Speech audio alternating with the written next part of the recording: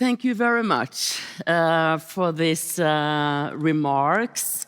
And we find ourselves in a completely different situation than we did on the beginning of this year. And I would like to ask you, Mr. Ambassador, how do you feel after 5 years in Norway? How do you feel the support of the Norwegian people and the government for your fight so far?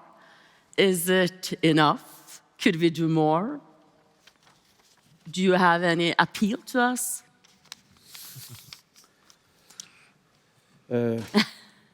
Thank you.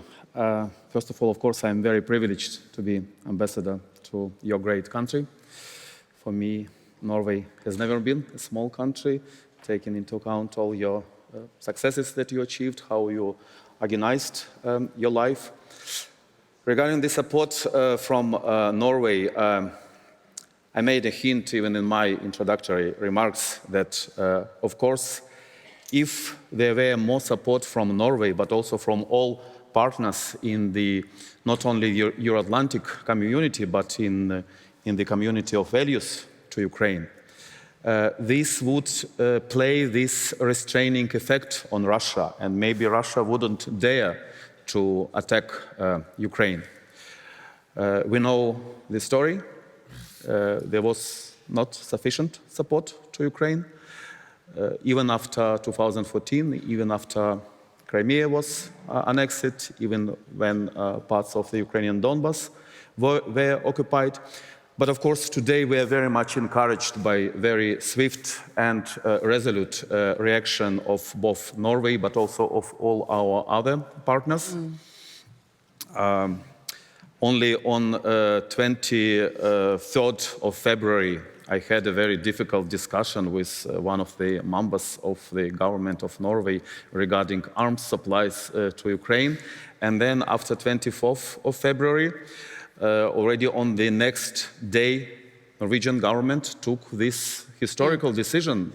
Norway never supplied weapons to any areas of war since 1959. And now we received already several very important supplies from Norway. And also there is financial assistance, there is humanitarian support. We hope very much on Norway's energy support, taking into account its leadership positions in this sphere. But of course, we want more action on restraining activities, economic activities with Russia. Even if I have heard what Mr. State Secretary said about, for example, leaving some space for fisheries activities. Frankly speaking, we don't understand why Russian fisheries should be allowed to have this window of income in Norway. But actually, other bigger companies in Norway still import a lot of commodities from Russia, and maybe this should be scaled down gradually, because this is financing the Russian military machine. But otherwise, I'm most grateful to Norway for its current support. Thank you, Mr. Ambassador. Then I would like to ask about Petersson. You mentioned in your speech that the tension in the north of Europe and north of Norway must be kept low while we have war in the south. How can you see that Russia is behaving differently in the north than it is in the south? And how can we keep on fishery cooperation during this time? Well, thank you for that question. Well, one observation is that Russia and the Russian military forces are somewhat occupied for the time being. Yeah. And we see those effects in many regions, including, of course, in the high north, where, as I said, tensions have luckily remained fairly low. Our aim is that it should continue to be that way. I also made a brief reference to the major military exercise called Response that took place over a number of weeks, even months, this late winter. It had been planned for years in advance. It was a very, very large military exercise, roughly 30 participating countries, roughly 30,000 troops in northern Norway. You could imagine there were voices recommending us to postpone or downscale the exercise because of the circumstances. We did not do that because an important part of the Norwegian security policy approach in the High North is to be predictable. This had been long planned, information had been shared, and we stick with the plans and are very grateful to all the partners and allies that took part in that exercise. As for the fisheries sector, Norway is not in a position to choose our own geography. Among many fields of tension with Russia, the way we've been able to cooperate on fisheries, on management of the cod stocks in the High North is an exception in the sense that it's actually a success story. And it's an important example on relations with Russia, providing a contrast to what you often hear from Moscow, in that international relations is a zero-sum game. You either win or you lose. The way we've been able to cooperate with Russia on fisheries management has, in essence, been win-win by cooperating on setting quotas. There's been more for everyone. We align ourselves fully with all the EU sanctions. EU sanctions actually does not include fishing boats, and so we have that same provision in the Norwegian approach. And let me also add that the full amount of the total sum of all the sanctions are historic in nature, and they are continuing to grow. Discussions are now in the final phases on the 6th package with the EU, and the Norwegian government is ready to join that as well. But we are also in a place now globally with food prices rising. I'm just mentioning it as another reason, while fisheries, food production as such, is an area where we will still like to have maintained practical cooperation with the Russian side. Of course, no political cooperation, but the practical cooperation we aim to continue.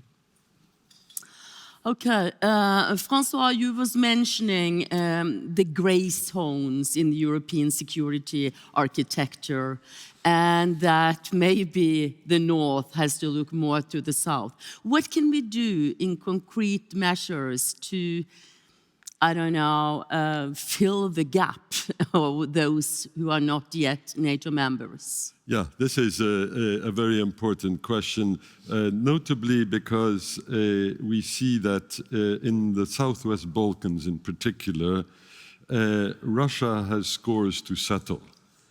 Putin was head of the FSB when the infamous Russian raid on Pristina happened in 1999 in Kosovo, using the so-called peacekeeping forces which Russia had in Bosnia. He perceived the failure of this egregious Russian foray as a humiliation. As so often when Putin mentions humiliation, it's the humiliation of failure, not the humiliation exacted by others. What will the Republika Srpska do in the next few weeks or months? I do not know. But if I am looking for trouble, which doesn't cost me very much, but which will distract my opponents, this is a fairly natural place to operate. And broadening the theater, of course, there are the issues about Moldova and Transnistria. Everybody is aware of them. But since we are on that part of the European theater, a word here on what is going to be a very hot summer in the Black Sea, and that is the issue of the breaking of the blockade. Yeah, you just mentioned the food issue. This is going to talk about the transformative effects of the war on the global order, which Ambassador, you mentioned as well. This is one of the really big transformations. The countries of West Africa the countries of the Middle East, Indonesia and Southeast Asia, etc., are already suffering, as we all are to varying degrees, from the price increases. But this is not going to be simply about price increases. This is going to be about physical scarcity. Riots, famine, notably in countries, some of which voted to abstain on the resolutions in the UN condemning Russia. Here is a big opportunity, by the way, for a country like Norway, as well as for the members of the EU, and that is to try to mobilize the countries of the African Union, of the Arab League, of ASEAN, to dare the Russians to veto a resolution in the Security Council, lifting the blockade, allowing the demining of the waters of the Black Sea, allowing the escort of naval vessels who would accompany the merchant ships to take out the millions and millions of tons of winter wheat which are going to come on stream in the month of June. That's next month, by the way. And of course the other cereals, grains, which will be harvested in the subsequent months. Here, countries which have navies, Norway is one, and countries which have a lot of experience in working with the lesser developing countries in a mediating format. This is one where Norway could actually play a substantial role. Stian Jenssen, I would like to ask you if has NATO been discussing any new about the gray zones, how you can make changes? Has this been a part of the whole debate about the new strategic concept? What you are going to do with partner countries in the southern part of Europe? But I think that's been pointed out here. I mean, what you want to call these countries, in-betweens, grain zones, whatever it is. I mean, it rightly, as the ambassador also pointed out, it is a conundrum. How can we, on the one hand, give these countries in between a credible Euro-Atlantic perspective, but at the same time ensure that that doesn't create a security dilemma for them? I mean, that is a real challenge. And that's an issue that's being discussed, but I don't think there's any, I don't think anybody has the answer to that. What I would say is, of course, that one thing that is crucially important is that we need to support these countries now. And I think that's also the lesson from Ukraine, that we should support Ukraine before the war. I mean, we should certainly support them now, but we should have supported them more before the war.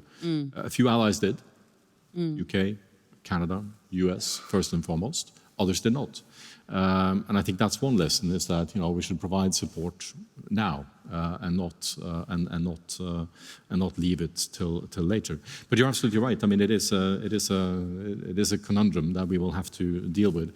If I could also just offer a very quick comment on what was said on the high north here, and I think Petersson said that Russia is too big to ignore. I completely agree, and we do need to find some sort of arrangement where at least we can manage what is a fundamentally very, very difficult relationship, probably for the long term.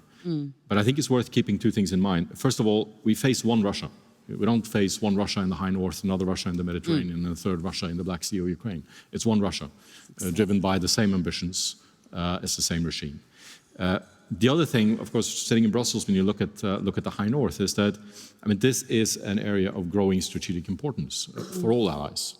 And when you look at some of the Russian military activity, reopening Soviet-era bases, of course, the importance of the nuclear deterrent based on the Kola Peninsula, I think we should expect that this will come a region of increased military activity for the future.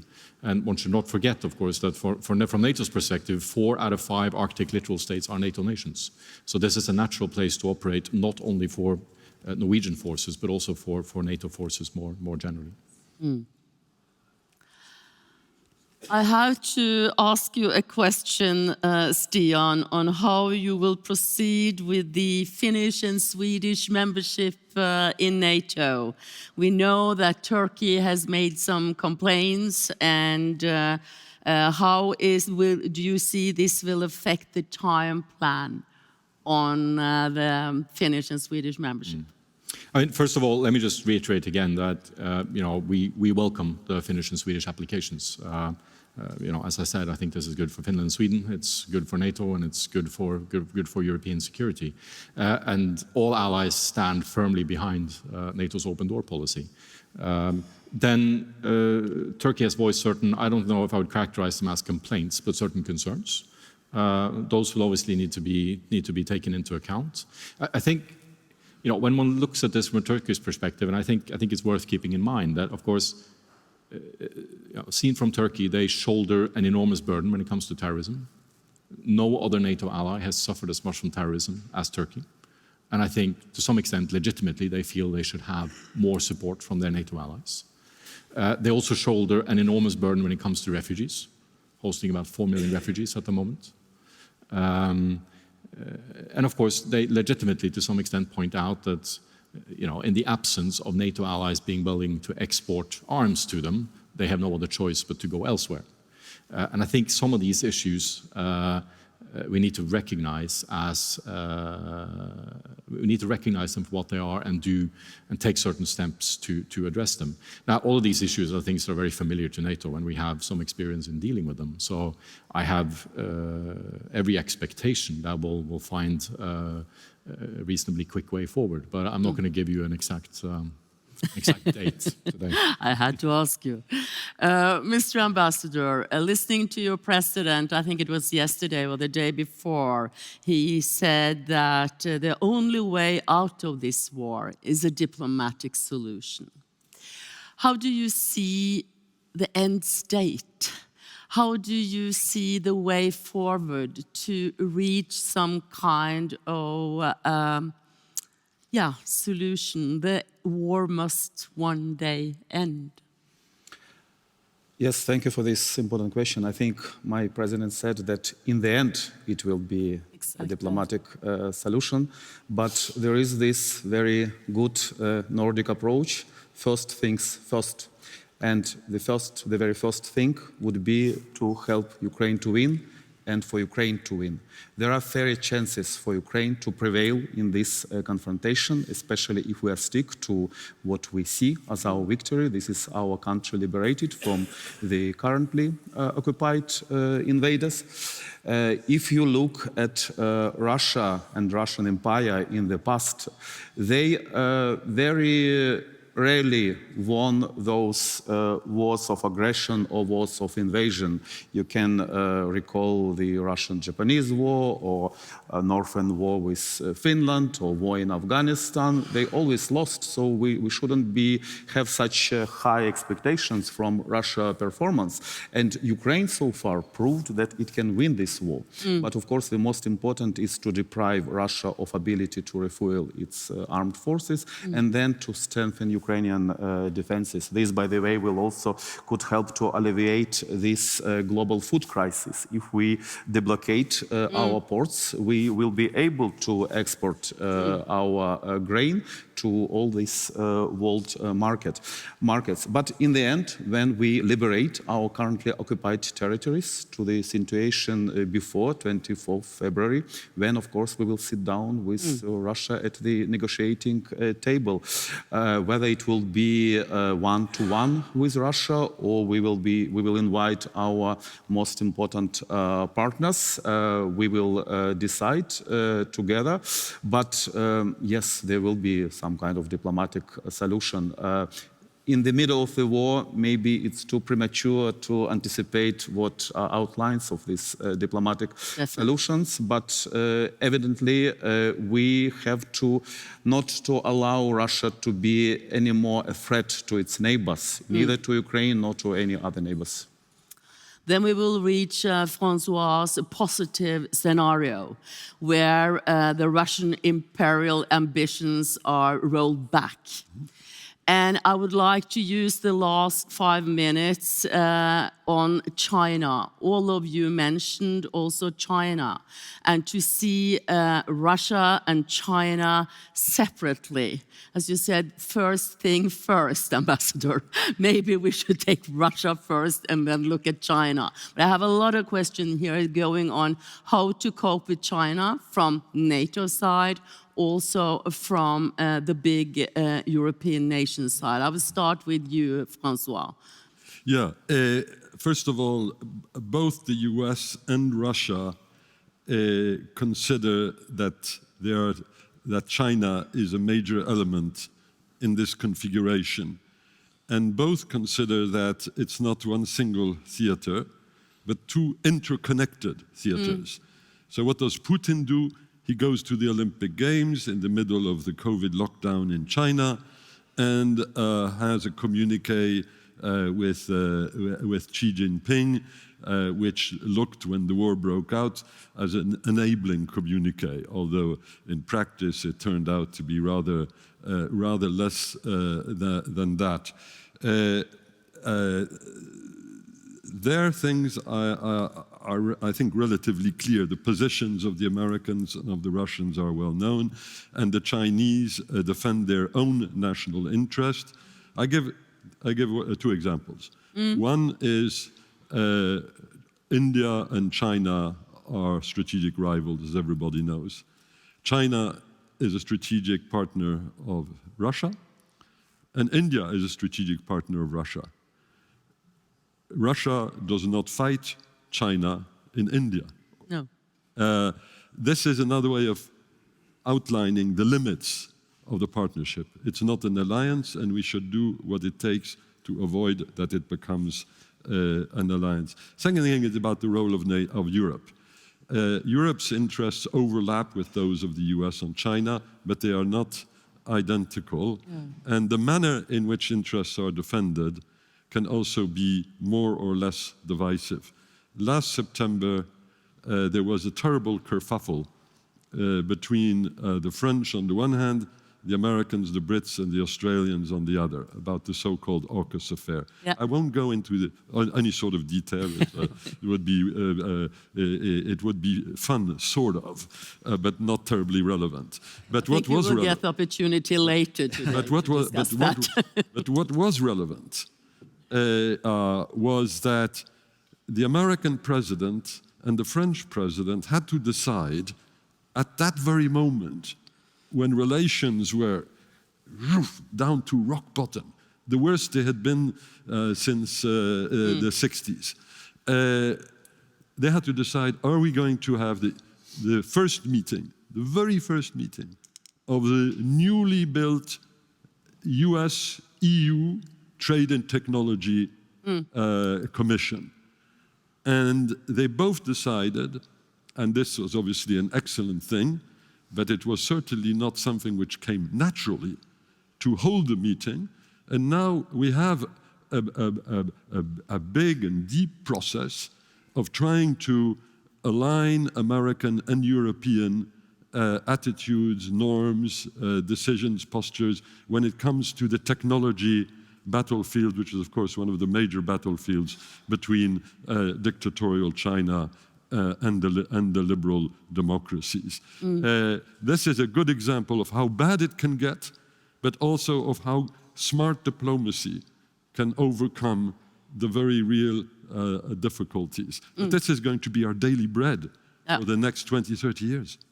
It will. I have 11 seconds left. And I'm sorry. Ask Stian Jenssen, how are you wording in the new strategic concept on China? And would it be a good idea if NATO opened up for a China-NATO council? I'm not going to... Let's see what we can agree in the strategic concept. I mean, what I would say is that I think the discussions around China is going to be very central to that concept. Keep in mind that the current strategic concept doesn't mention China at all. Not a word. It's 12 years old. It's 12 years old. It may say something about that concept, but also says something about what has happened in the intervening 12 years. And at least as we look at it, NATO allies will need to find some sort of common ground and a common basis for how to deal with China. It doesn't mean we have to agree on everything, but I think for the future of the transatlantic relationship, unless that can rest on a solid foundation in terms of an agreement on the big picture, in terms of how we deal with China, I think that's actually a defining challenge. And you will all know this, when even now you go to Washington, you speak to people, it's about China. That is the main challenge. It's not Russia. I would also say that I think for Europeans, this is not an issue. There are a variety of views on this issue within NATO, but it's not necessarily an issue on Europeans on the one hand and the Americans on the other. There are a variety of views on the European side. And I would also say that I think the conversation has moved on quite significantly in the last 2 to 3 years. At least go back to the early discussions we had on 5G back in 2018, 2019. Yeah. And back then, I think China relations in Europe were mostly regarded as economic issues, financial issues, trade issues. It is now increasingly being seen as a security issue. It doesn't mean, now let me be very clear about that, China is not an adversary. No. Certainly not an adversary of NATO, and a very different challenge than Russia. But it is a challenge. I think we need to recognize that, and the way we come to terms to that as a transatlantic community is going to be supremely important. And I guess we can know a little bit about how our new world order led by China will look like. But I have to thank you. We are 2 minutes on overtime.